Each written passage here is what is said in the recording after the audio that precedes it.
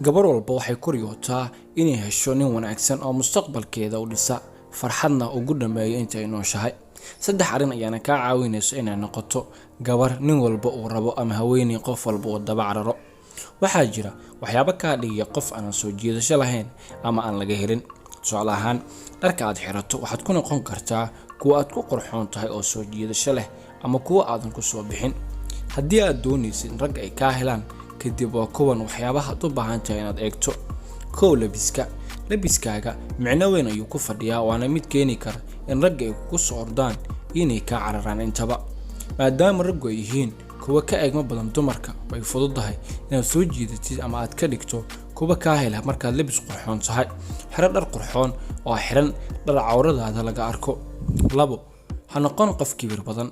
raggu waa kuwa neceb haweenka kibirka badan isla weyn iyo ka cabsada inay la haasawaan ama xiriir la yeeshaan gabadha noocaas ee kibirka u saaxiibka ama jisha. noqo qof fudud oo iska caadi ah, balse ha iska dhigin gabar raqiis ah, waxaa tahay qaali. 3, noqo dabiici inaad noqoto micnaheedu waa inaad ku kalsoonaato wajigaaga iyo midabka aad leedahay. iska ilaali isticmaalka make-upka faraha badan waa mid ka dhigaya ama ragga intooda badan ay ka feejignaadaan. haddii aad u baahan tahay inaad noqoto gabar la jeclaysto, waxaad waqtigaaga la joogaa xilligan aad joojin lahayd isticmaalka make-upka faraha badan. waxaa jira rag badan oo wali ku jeclaan doona adigoo aan isticmaalin wax make-up ah.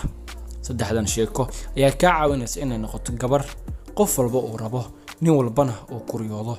adigoo calaamadahan diyaar mu tahay.